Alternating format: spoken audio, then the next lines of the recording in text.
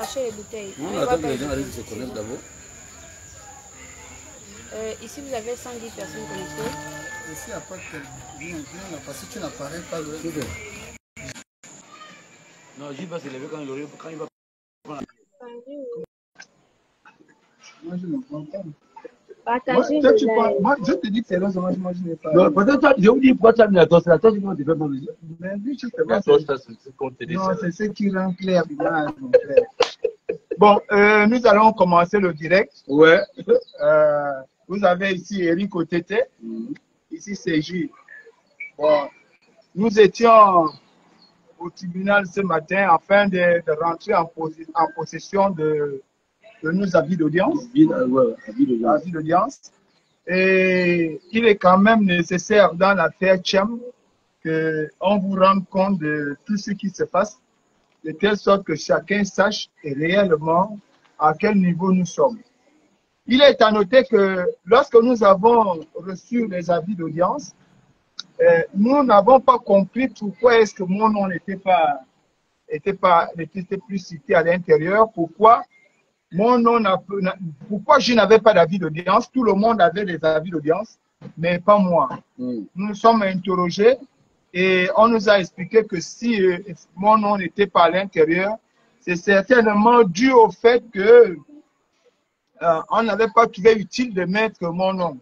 Bon, comprenez exactement le dégoût de savoir que dans l'affaire, je ne suis pas cité et que nous conservons une certaine solidarité entre nous-mêmes, qu'on peut peut-être appeler solidarité professionnelle. En lisant le document, nous nous sommes d'abord interrogés sur un fait. Le document prévu pour l'avis d'audience nous certifie ce qui suit.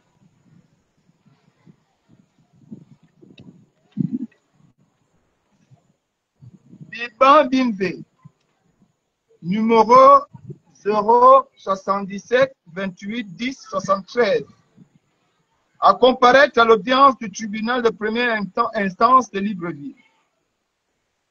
Siégeant mercredi 12/11 mois 2025, pour être entendu dans l'affaire entre J. Oba Mohamed et autres. Chèque d'accusation retenu. Coups et blessures volontaires, voie des faits. Délit prévu et puni par l'article 230 du Code pénal. Le reste, à ce qui nous semble, sont notifiés en tant que témoins. Il est alors nécessaire qu'on se pose plusieurs questions. Parce que nous ne connaissons pas. Nous sommes ignorants du droit. Lorsque nous sommes arrivés à la PJ, il était question de 2 chèques d'accusation, à savoir coups et blessures volontaires, voie des faits, tentative d'assassinat. Tentative d'assassinat, cela engageait Tcham, car c'est Tcham qui est venu sur les lieux avec de l'essence et qui a aspergé l'essence sur ceux qui étaient présents là, notamment Eric Otete, Amiral, Giscard, Alain Gauthier, du moins ce qu'il a mis aux yeux, mais le reste ont été aspergés comme ça. Et on ne comprenait pas pourquoi je n'étais pas cité à comparaître ce mercredi. Avec un peu de recul, avant qu'on en arrive là, il faut rappeler que, en ce qui concerne les lignes de droit, en droit, il est clairement dit que l'intention est condamnable au même titre que l'acte posé. Cela voudrait dire, quand vous avez l'intention de faire quelque chose, dès lors où vous avez l'intention, vous êtes coupable au même titre que celui qui a commis l'acte. Comme la préméditation. Comme la préméditation. Oui. On va même aller plus loin. L'intention, c'est-à-dire l'intention est comme un complice ou la complicité passive. C'est-à-dire que moi j'ai volé, mais Eric m'a accompagné, donc je suis coupable au même, Eric est coupable au même titre que moi. Nous nous sommes rendus auprès de notre avocat pour effectivement exprimer notre méconnaissance du droit. Parce qu'aujourd'hui, si on devait avoir des avis d'audience, les avis d'audience devraient exactement correspondre à la déposition telle que la déposition a été faite. Malheureusement, nous sommes restés dans la confusion. L'avocat nous a garanti le fait de repartir vers la juridiction afin de comprendre. Mais en venant ici, en regardant de très près, on se rend compte d'une chose. Et là, nous nous posons encore la même question. Parce que nous sommes ignorants du droit. Nous ne connaissons pas le droit. Si tel est qu'on a retenu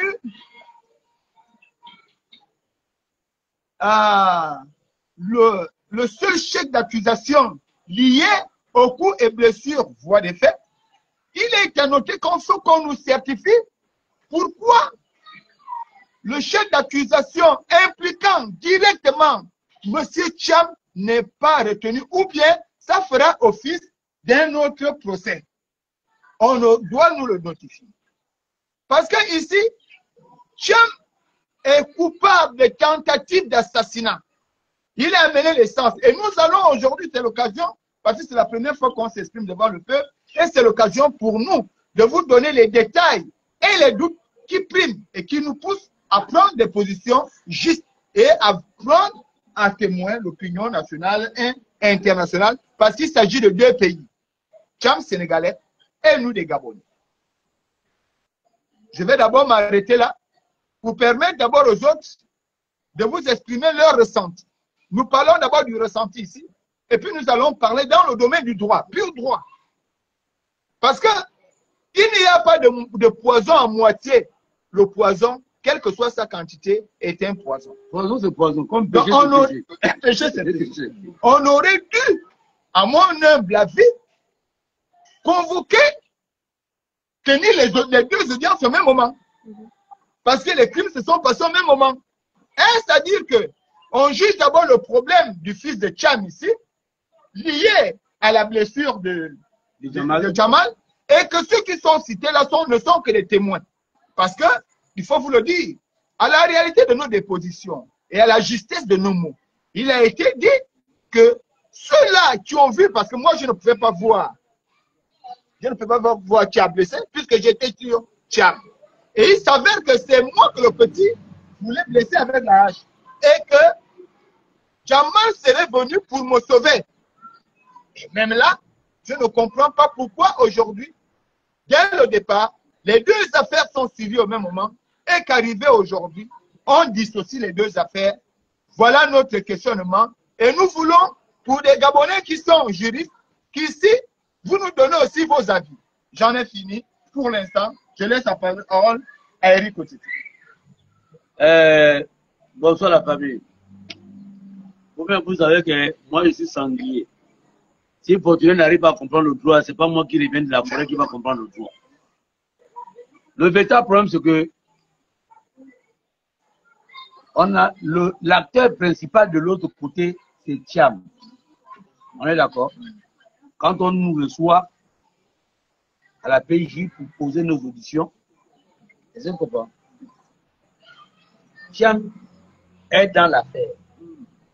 Et moi-même, quand j'explique bien, aujourd'hui, on me dit par exemple que non, toi, tu ne vas pas comparaître à l'audience du 12. Mais moi, dans ma déposition, j'explique bien à la PJ que quand Thiam monte, Alain Gauthier monte devant, et c'est comprends, on commence à parler avec Thiam. Quand Thiam commence à asperger l'essence, et c'est lui qui me met les deux chasseurs aux yeux, je quitte les lieux. Donc, je n'ai plus assisté au reste de la scène. C'est ça que j'explique à la PJ. Parce que quand on nous baisse l'essence, moi quand je prends la vidéo, oh, on va commander la vidéo, comment je me baisse, je dis que l'essence, je pars. Donc le déroulé qui se passe derrière, moi je ne vois plus. Mais là, on te dit, toi qui étais sur le Thiam, on te dit, mets-toi de côté. Et Eric qui était en distance, qui a mal aux jambes, mais on demande de venir déjà. Bon, moi je n'ai pas fait l'école de droit. Expliquez-moi pourquoi est-ce que Fortuné, qui a presque passé toute la scène étant en retenant, comment on appelle ça, Thiam, pour ne pas que Thiam puisse sortir le briquet, on lui demande de se mettre de côté. Et moi, Eric a pris l'essence à, on peut dire, à quelques minutes de la scène et que je me retire. Et donc, voilà. Moi, on me met à l'intérieur. Donc, moi, je peux comprendre aussi cette partie-là. Et après, il y a un détail quand on était au tribunal, il y a un détail que j'ai envie de comprendre. J'étais ici au Gabon, quand on était arrivé au tribunal, quand la fille de Thiam a fait la vidéo, dans sa vidéo, elle dit Thiam a payé l'essence pour aller brûler les arbres qu'il avait abattus. Non, pas sa fille, c'est Thiam qui le dit. Oui, non, sa fille dans le live. Dans le live, elle le dit. Et Thiam le dit, d'abord.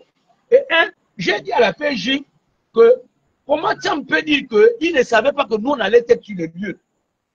Puisque de mon téléphone, Thiam et moi, on s'est appelé. On s'est écrit que ça me dit à 9 h, on se retrouve sur le lieu. Pour régler le problème, on va sous-soir le problème, on va dire, bon, on attend que la justice puisse décider. Il y a des appels entre Thiam et moi. Parce que j'ai reçu le numéro de Thiam par le canal de Vance qui est en France. Alors, je vais me poser la question. Vous savez que moi, je suis sanglier, je suis bête. Au Gabon, il y a une loi qui spécule qu'on ne peut pas acheter de l'essence dans un bidon, sauf dans une jerrycan. Mais il faudrait d'abord prouver que cette jerrycan-là, tu fais un long chemin. Comment Thiam a eu l'essence? Comment il a fait pour les mettre? Pourquoi il les met Comment dans les il a sachets? fait pour les mettre dans les sachets? Et je disais bien que si on paye de l'essence dans une jerrycan pour venir brûler, c'est qu'on la laisse dans la jerrycan et on baisse. Et on fait un sillon, on dépose la jerrycan, on allume ici. Mais est-ce que Thiam a des gants ou, comment on appelle ça, une combinaison protégée pour dire qu'il va mettre l'essence dans des sachets en forme de bombes ou de bombes lacrymogènes et il baisse. Quand il va mettre le feu là, est-ce que l'essence n'est pas pour le prendre lui-même d'abord? Donc, on comprend bien voilà, que Thiam est venu avec l'intention de nous brûler. Et la preuve lui-même, il le dit au départ. Au départ, nous allons tous mourir. Nous allons tous mourir. Un. Et le deuxième, que quand sa fille arrive à dire que, parce qu'on m'a appelé à la pays, que Thiam me dit, il avait si c'est 5 milliards ou combien de milliards? 3 millions 800 dans son sac. 1500 euros. 1500 euros. Quand on calcule, bientôt on va arriver au milliard. Donc, quand on calcule ça, mais je me rends compte que Thiam a de l'argent dans la sacoche. Mais ce n'est pas la sacoche que Thiam laisse là-bas. C'est le sac qui dépose au sol. Oui. On est d'accord? Donc, la sacoche est sûrement avec Thiam lui-même. Parce que nous, on il ne vient même pas avec la sacoche. Oui, on s'est saisi du sac. Pas de la sacoche. Mais à ma plus grande surprise, c'est que quand tu saisis le téléphone, quand tu ramasses le téléphone de Thiam, quand Thiam t'appelle, Thiam ne te dit pas que dans le sac, il y a mon argent. Non. Il demande son téléphone. Donc, tu comprends bien que c'est ça que j'ai dit à la PJ que Thiam, c'est pas un petit. Il a fait. Il a fait droit. Donc, il connaît qu'il faut faire une affaire dans une affaire pour embrouiller une affaire. Et donc, voilà pourquoi Thiam commence à dire qu'il a de l'argent. Parce que quand on a le téléphone de Thiam passe le temps à t'appeler. Il ne te dit pas que Fortuné, il y a mon argent. Non. Il te dit bien que je veux récupérer mon téléphone. Ouais. Il ne parle pas de son argent. Il ne parle même pas du sac. Il ne parle même pas du sac parce que ce n'est pas important pour lui. Mais aujourd'hui, on est surpris que déjà dans une affaire, il y a une affaire d'argent. Et moi, la PJ, j'ai dit que non, on n'a pas besoin d'aller à l'université. Quelqu'un ne peut pas venir prendre 1 milliard, mettre ça dans ses poches et venir dire qu'on va se brûler avec 1 milliard. Ouais, il pensait qu'en se brûlant avec 1 milliard, il va aller payer le paradis. moi, je suis tellement bête, c'est que je me pose beaucoup de questions. Moi, j'ai dit, allez-y, devant le... C'était quoi? C'est le président du tribunal. Le procureur. Devant le procureur, Thiam a dit qu'il ne savait pas qu'on était là-bas. Je lui ai dit, j'ai demandé la permission, j'ai dit, Thiam, est-ce que toi et moi, on n'a pas pris rendez-vous? Il a reconnu, il a dit, là-bas n'est plus le problème. Donc, ça qui veut dire qu'en réalité, son dernier bien, Thiam passe le temps à mentir, à manipuler la justice. Parce avec son fameux livre. Avec son fameux livre. Parce que quand on arrive même, enfin, Je ne sais pas quoi. Quand on arrive au tribunal, devant, tu as dit ce qui c'est? Le procureur. Le procureur. Même, attends, excuse-moi, même Ouais. avant d'arriver chez le procureur, Ouais. là où il y a la salle d'attente, Ouais. il brandissait déjà le livre. Ouais. Ouais. On a j'ai le livre, j'ai écrit un livre. Ah. Pantin noir, pantin rouge. Voilà. Donc, Non, tu sais, en réalité, pour les grands comme les Portugais qui ont toujours fait de la politique, qui sont allés, qui ont, comment vous appelez les bureaux de vote, hein? Dans les, vous avez les bureaux de vote, non? Ouais. Dans les bureaux de vote, les PDGistes achetaient les gens dans les sandwichs. On ne te donnait pas de l'argent en espèces. On prend l'argent, on met dans le sandwich et on te donne. Est-ce que tu comprends? Parce qu'en réalité, le livre de Tcham, qu'est-ce qui était dans le livre de Tcham? C'était l'histoire de dragon rouge, dragon noir. Voilà. Soit c'était du maraboutage, soit il y avait un chèque à l'intérieur. Parce que quand je suis sorti, quand on est tous sortis du tribunal, est-ce que tu comprends? Quand on sort du tribunal, c'est-à-dire que c'est étant à la maison que je commence à réfléchir. Parce que quand on sort du tribunal, il y a une dame que je ne connais même pas qui m'arrête d'abord. Elle me dit bonjour Eric, ça va? J'ai dit oui. Sinon la fait comment ça se passe? J'ai dit ah on est là-bas, voilà. Elle va me poser la question, est-ce que Thiam a remis un livre là-bas? J'ai dit il a remis un livre, donc tu vois bon, je suis quand même un peu perdu. Est-ce que tu comprends? Elle me dit est-ce qu'il a remis un livre? J'ai dit oui, je pense qu'il avait un livre ou soit Même pas dit c'est un fascicule. un fascicule quoi, bon, ils appellent ça livre, un truc comme ça là. Elle me dit ok. J'ai dit mais pourquoi? Elle me dit parce que le monsieur qui avait la voiture de Thiam, est-ce que tu comprends? Parlait que oui, on a mis le chèque dans le livre. Donc la dame a écouté cette conversation là. Donc, qu'est-ce qu'elle a fait? Elle s'est rapprochée de la voiture pour écouter la conversation du monsieur qui était dans la voiture Thiam en communication avec quelqu'un d'autre. Et quand elle me l'a dit, bon, après je me suis dit, bon, tu vois, quand on sort de là, on était un peu plus ou moins tendu avec les mamans du petit garçon qui était en train de dire non, vous ne pouvez pas en venir près. Donc quand on discutait là, mais je ne sais pas si je peux encore retrouver cette femme-là. Donc c'est pour dire aux gens là que pardon. L'affaire de Thiam là, ce n'est pas une petite affaire.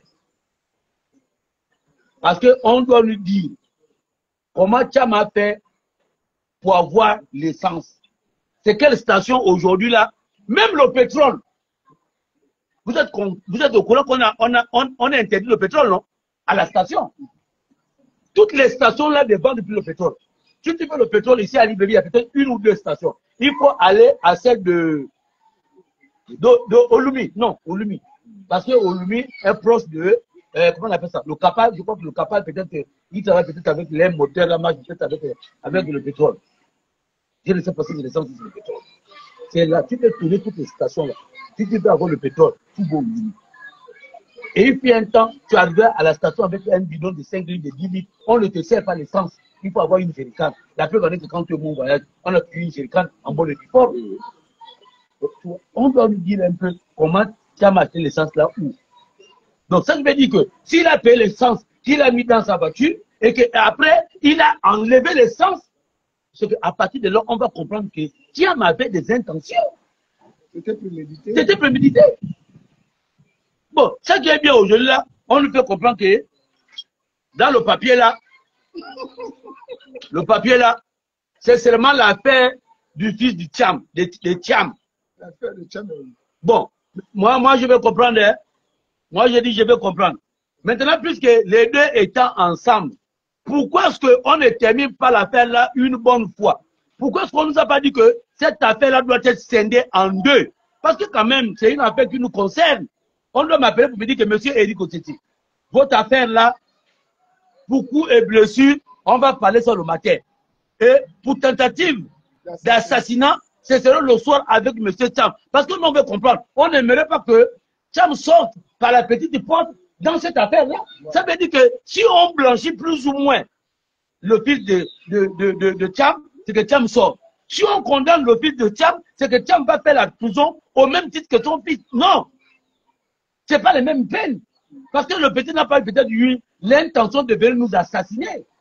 Lui, son défaut, c'est qu'il a accompagné son père et dans ça, il a eu la maladresse de blesser Jamal.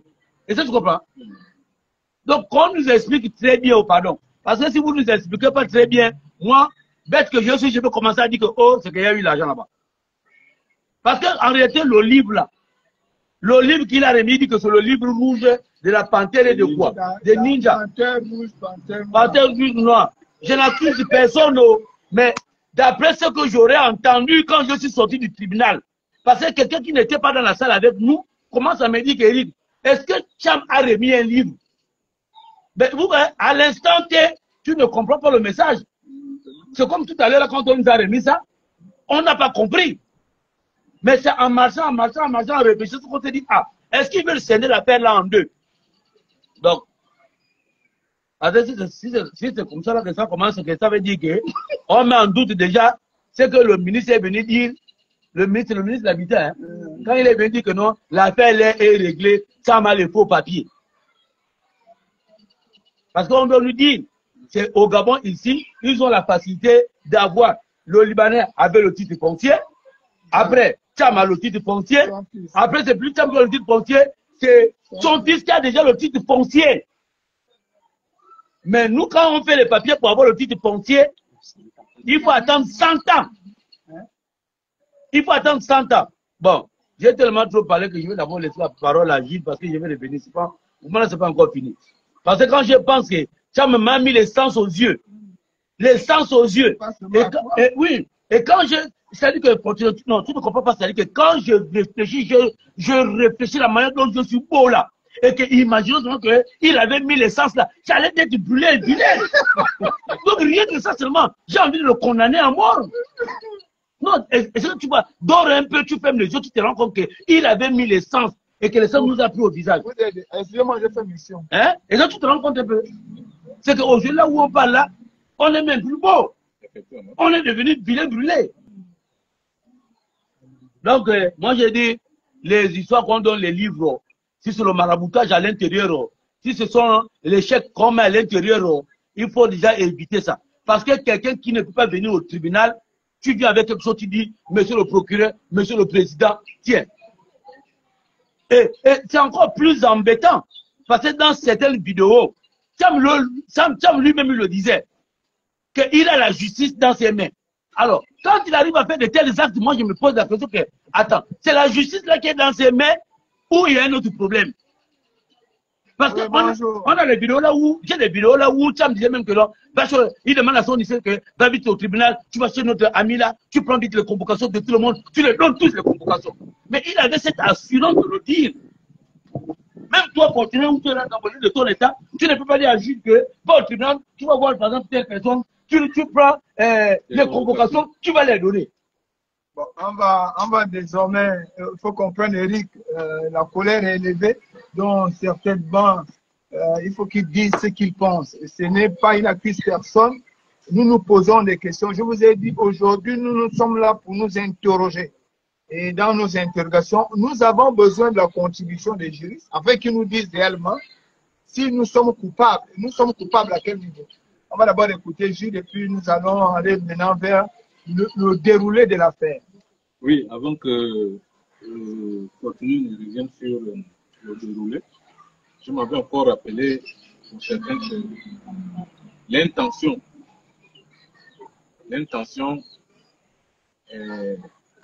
a le même délit pénal que l'acte, comme l'a d'abord si bien dit. Ah ok, d'accord. Alors, lorsque nous sommes allés ce matin au tribunal, j'ai été quand même un peu énervé parce que je suis parti de là-bas.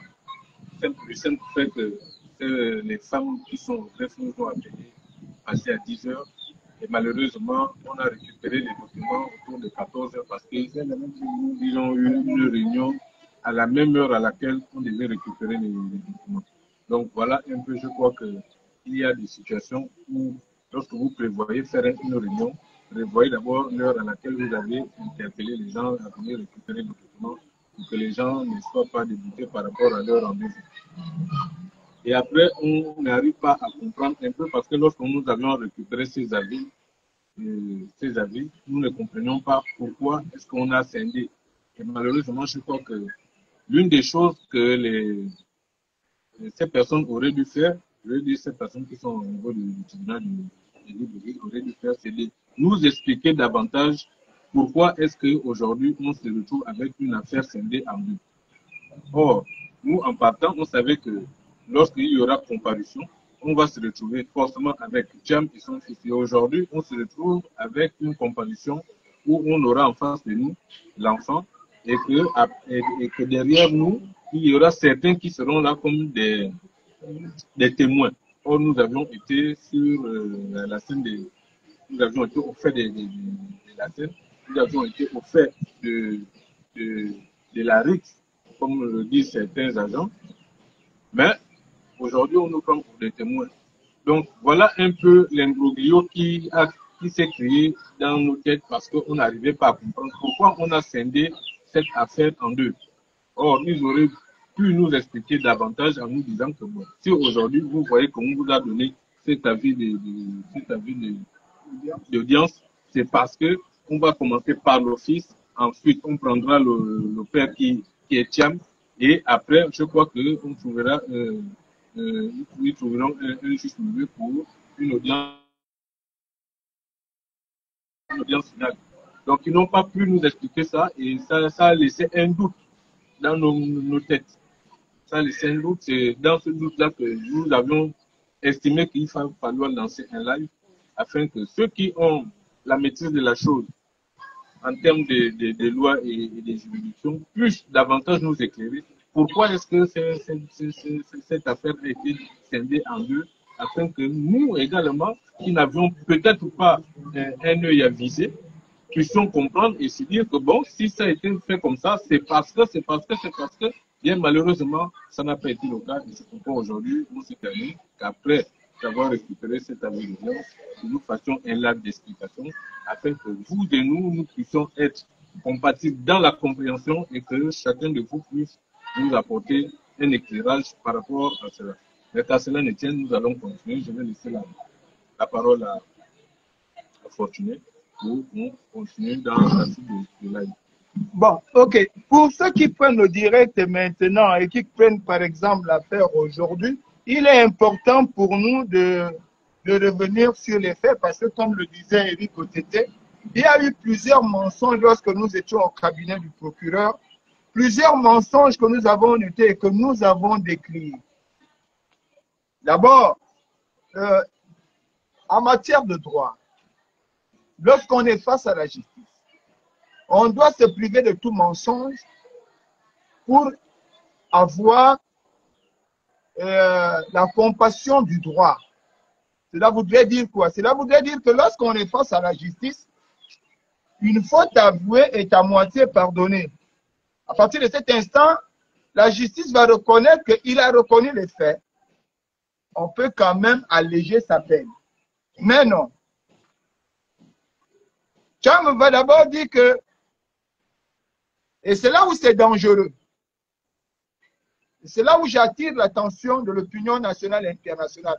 Et j'interpelle les autorités sénégalaises. Cham dit ceci.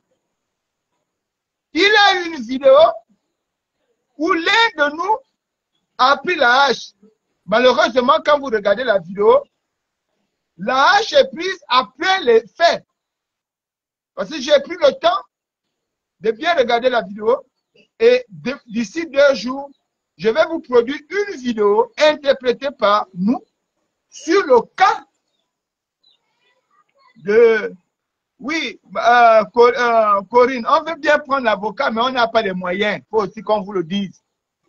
Les avocats ici au Gabon, ma petite soeur, les avocats ici au Gabon, il faut le Nchana. Alors, il faut le dire, lorsqu'il dit que lui, Thiam, c'est l'un d'entre nous qui a blessé Jamal, on lui a juste montré une partie de la vidéo, mais vous allez regarder la vidéo, c'est après que Jamal soit blessé que le gars ramasse la hache en guise de perquisition pour remettre ça à la gendarmerie. C'est le deuxième mensonge. C'est que Cham devant le procureur, lorsqu'on posera la question à Cham, la question de savoir sur quoi il base cette affirmation, malheureusement, oui, Hugues Mafan, Cham dira au procureur, mot pour mot, c'est mon fils. Quand il me dit quelque chose, c'est que c'est vrai. Si mon fils me dit quelque chose, je comprends que ce qu'il dit est vrai. Comme son fils, c'est Jésus, quoi. Donc, Cham devient Dieu et le fils de Cham devient Jésus. Sinon, Cham est Allah et son fils est Mohamed. Quand quelque chose est dit par son fils, il affirme. À la suite de cet effet, on va constater qu'il y avait plusieurs témoins qui ont vu que cet enfant voulait me frapper la hache et que Jamal, venant à mon secours, glissera et finira par prendre la hache. Cham va dire, comme deuxième mensonge, que lorsqu'il est venu au terrain avec de l'essence, il est venu pour brûler les bûchers qui étaient là, donc les bois fatigués qui étaient posés sur le terrain, parce qu'effectivement, il avait abattu les arbres fruitiers qui appartenaient à d'autres personnes, les arbres fruitiers de plusieurs années. Il reconnaît qu'il a brûlé. Et Cham dit, vous savez que quand on brûle ces choses, pour revenir à ce que Eric vous disait tout à l'heure, il faut de l'essence. Parce que c'est l'essence qui brûle vite. Alors, on met de l'essence, on prend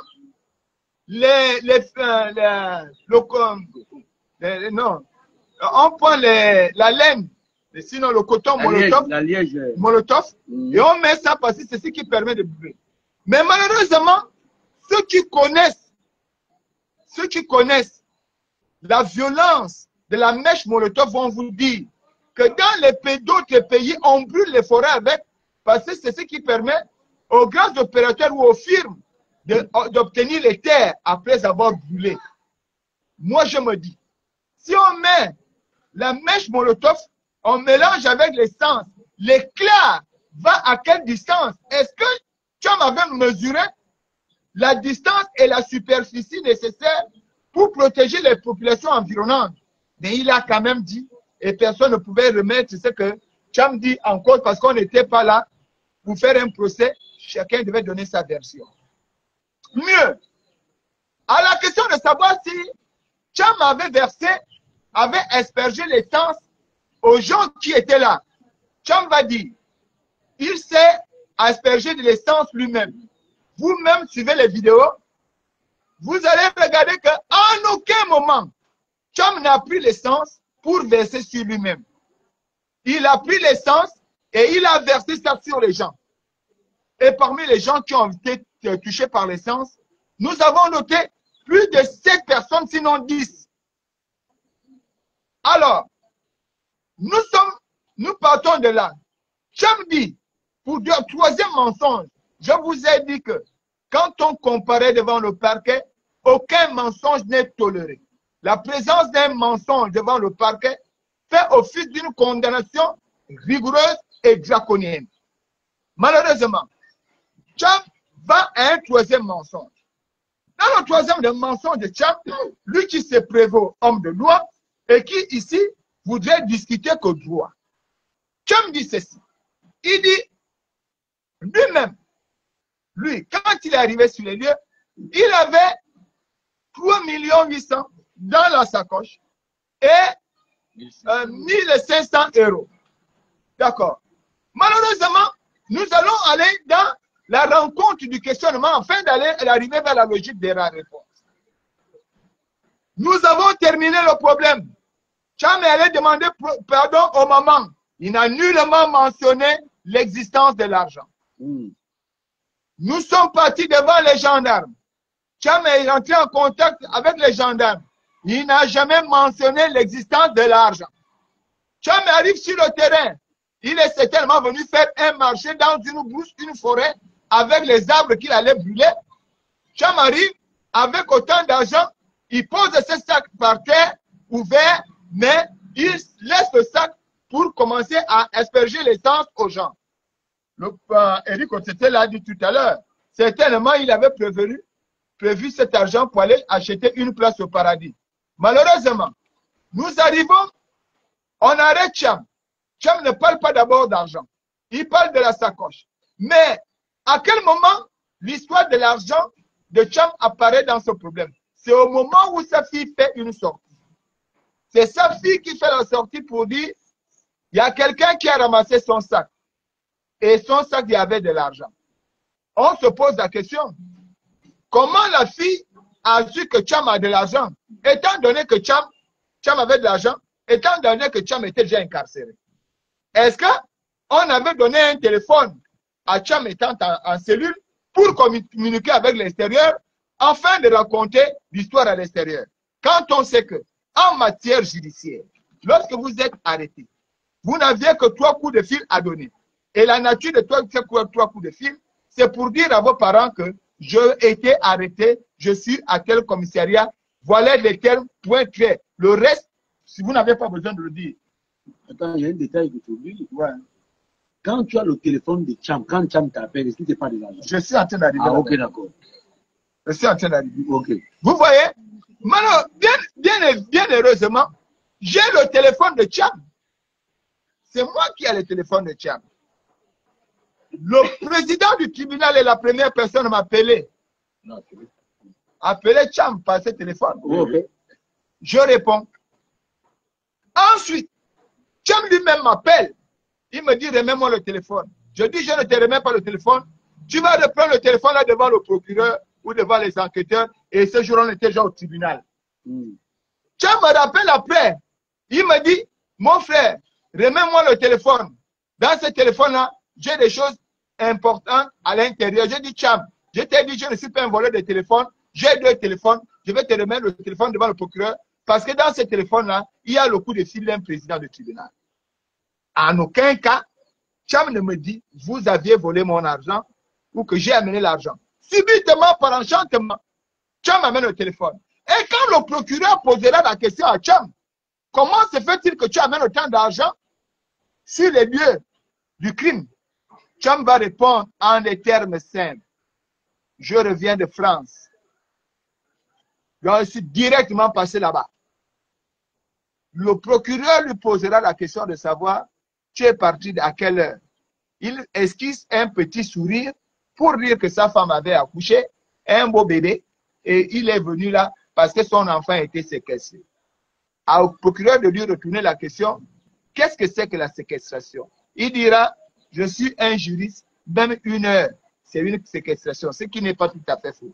Mais ce qui est lamentable, Dieu va confondre Cham dans son intelligence bestiale, sinon sauvage et idiot. Il dira, tu as combien d'enfants?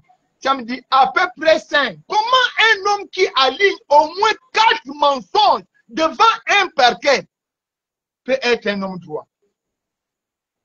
La question qu'on se pose aujourd'hui, c'est de savoir, nous voulons le procès de Cham parce qu'en réalité, si on va dans le fond, le droit prévoit ce qui suit. Le parent est le premier responsable des actes posés par son enfant tant que l'enfant est sous sa tutelle. Donc, les actes que mon enfant pose, je suis directement considéré comme complice passif. Par conséquent, je bénéficie des mêmes peines que mon enfant. Mais Cham a conduit, je vous dis même, quand l'enfant veut parler, il attrape le menton de l'enfant devant le procureur, Dieu m'entend. Il dit à l'enfant, tais-toi, tu es un homme, tu vas pas bâtir, je vais te protéger. Cela voudrait dire que Cham maîtrisant ce petit, c'est Cham qui amène ce petit-là au lieu du crime.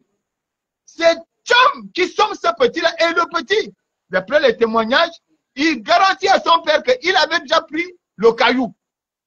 Donc il s'est drogué. C'est Cham qui le contrôle, le manipule, jusqu'à ce que l'enfant commet l'impair.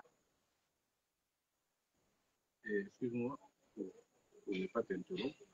même les jeunes qu'on a retrouvés au carrefour des Cap des Pères. À haute voix.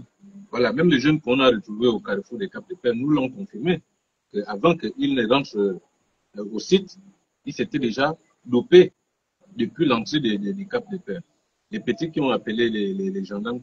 C'est ce que je suis en train de dire. C'est-à-dire que les gens avaient déjà même dit que l'enfant était dopé. Alors, à partir de cet instant, Cham, que ce soit dans l'affaire de coups et blessures volontaires avec voie de fait, que ce soit dans la tentative d'assassinat, Cham est coupable. Là-bas, il a une complicité passive. Ici, il est à l'origine du crime. Cham va prendre l'essence. Moi, je ne connais pas, Eric connaît comment on peut acheter l'essence. Il achète l'essence. Il a déjà l'essence. Il prend le temps de mettre l'essence dans des petits sachets. Il fait des boules, plusieurs boules. Il met dans un autre sachet, il introduit dans un seau, il ferme. Il met dans sa voiture. Il prend la hache avec lui et la pioche. Il démarre la voiture.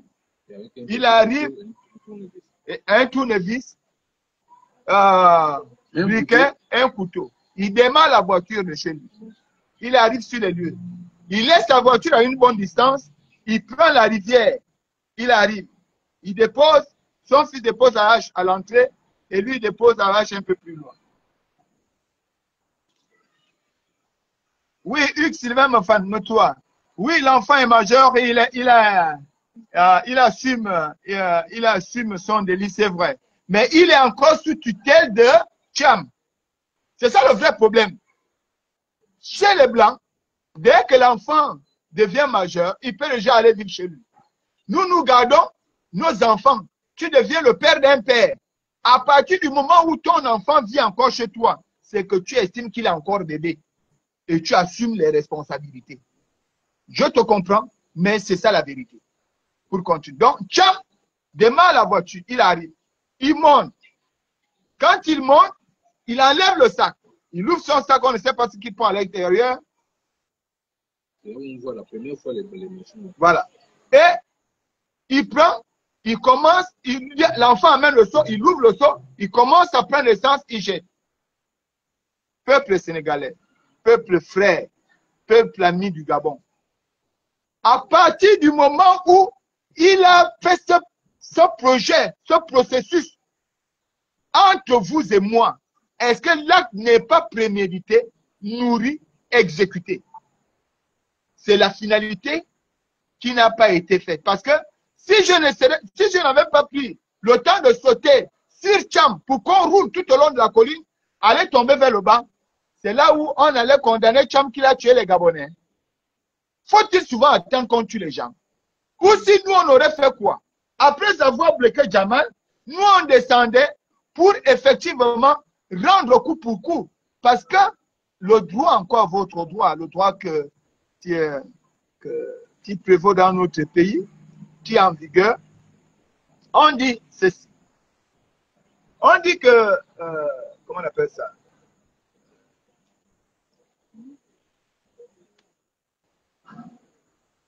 En droit, ça l'expression de la riposte.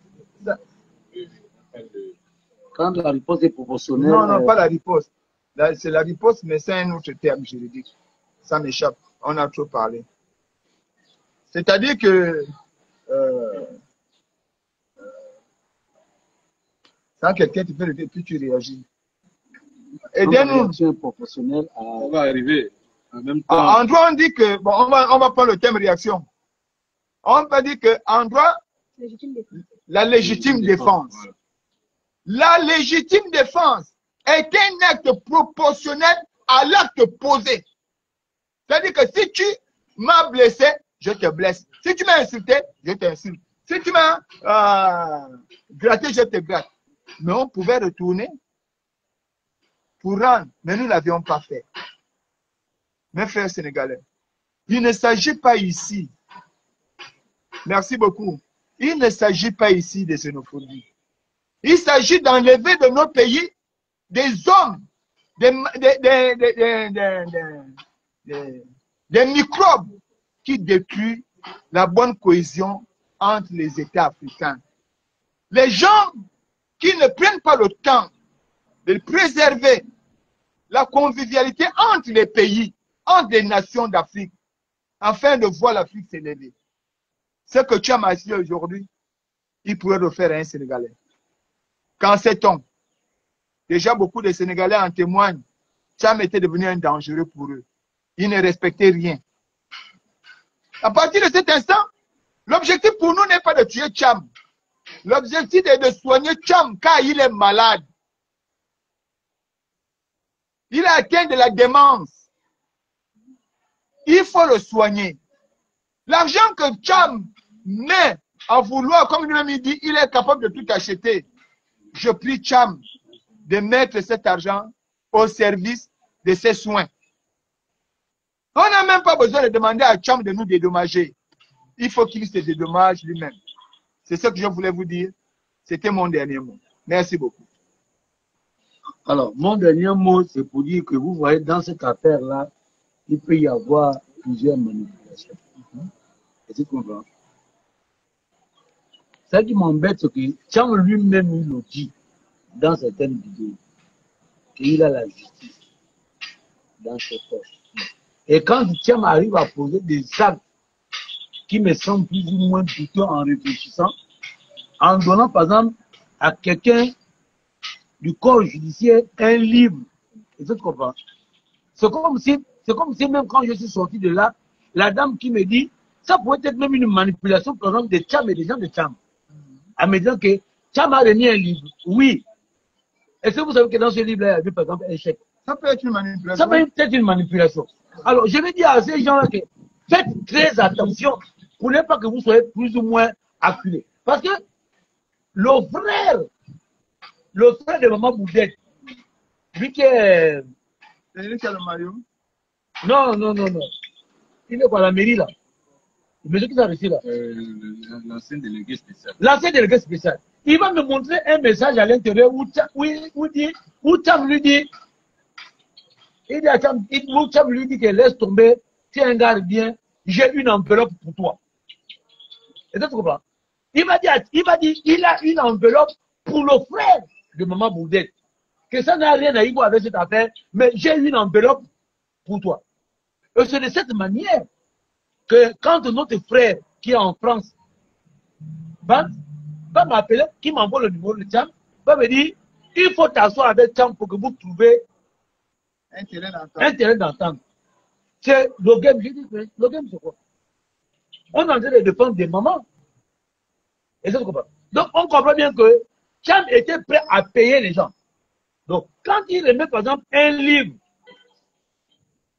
et ça se comprend, au tribunal, au magistrat, au président du tribunal, et que quand tu sors de là, on est dit, dans ce livre-là, il y avait un chèque. Ça peut être la manipulation des Tcham, c'est-à-dire que Tcham peut peut-être nous monter contre ces autorités-là. Justement. Et tu vois, Tcham, ça veut dire que, oh, donc s'il a fait la passe comme ça, c'est-à-dire que les gars ont reçu le chèque. Mais peut-être que la dame qui m'a arrêté, elle est en connivence avec Tcham. Je ne sais pas si elle est de l'autre côté parce que je ne la connais pas. Elle m'a stoppé comme ça. Mais c'est avec le temps, puisque depuis on ne fait pas les rêves des yeux, tu vois, c'est avec le temps qu'on commence à réfléchir pour dire, mais attends. Parce qu'en réalité, je ne sais pas qui il a tellement insisté. Hein. Bon, monsieur le procureur, il faut lire le livre. Faut lire le livre. Lis le livre. Tu vas savoir qui je suis un homme bien. Je suis un homme bien. Voilà. Lis le livre. Donc, tu vois, au sortir de tout ça, tu te poses la question. Bon, il a déjà donné un papier à M. Fortuné. Donc, il a sûrement peur que Fortuné puisse prendre au livre, par exemple, le balancer. Et ça, tu comprends? Parce qu'il va inciter Fortuné, le livre là, faut lire. Tu vas comprendre que je suis un homme bien. Est-ce qu'à travers un livre, on est un homme bien? On est un homme bien. Tu vois? Donc, c'est pour dire à ces gens-là que, attention, quand quelqu'un comme ça vient au tribunal, si tu remets un livre, tu lui dis que papa, toi-même, prends d'abord ton livre, on va se voir après. Ou bien ouvre toi-même le livre. Ouvre toi-même le livre. Parce que derrière ça, il y a une manipulation. Parce que de la même manière aujourd'hui qui dit par exemple qu'il y avait l'argent dans son sac, il peut aussi lui dire aussi que non, il y a aussi un chèque à l'intérieur. Et c'est tout comprends. Donc moi je demande au président du tribunal ou au magistrat ou à ces gars-là que faites très attention parce que vos ennemis sont plus ou moins exposés. Moi, je ne vous accuse de rien. Mais j'ai dit, l'acte que Thiam a posé là-bas pour dire au président du tribunal ou je ne sais même pas si c'est le procureur là, lis le livre là. Et il n'a fait qu'insister sur le livre. Il y avait quoi de si beau et de si mystérieux dans ce livre-là. Et au sortir de là, quelqu'un va me poser, une dame va me poser la question, est-ce que Thiam a remis un livre là-bas? Moi, bonjour Eric, comment ça va? Là-bas, ça s'est passé comment? Il dit, oh, ça va un peu bon, on est un peu trop fatigué. Et elle va me poser la question, est-ce que Thiam a remis un livre là-bas? J'ai dit oui. Elle me dit, elle a capté une conversation. Parce que le jour quand on était au tribunal, il y avait des gens qui sont venus assister. Mais on ne savait pas qui était avec nous, qui n'est pas avec nous. Puisque déjà même la femme avec qui je vais me fâcher, qui a dit qu'elle est la tante de... Du petit. On les connaissait même. Elle a même dit. Puisque... Même si on l'a mis aujourd'hui là devant moi, je ne peux même pas reconnaître la maman là. Donc c'est pour dire aux gens là que, attention.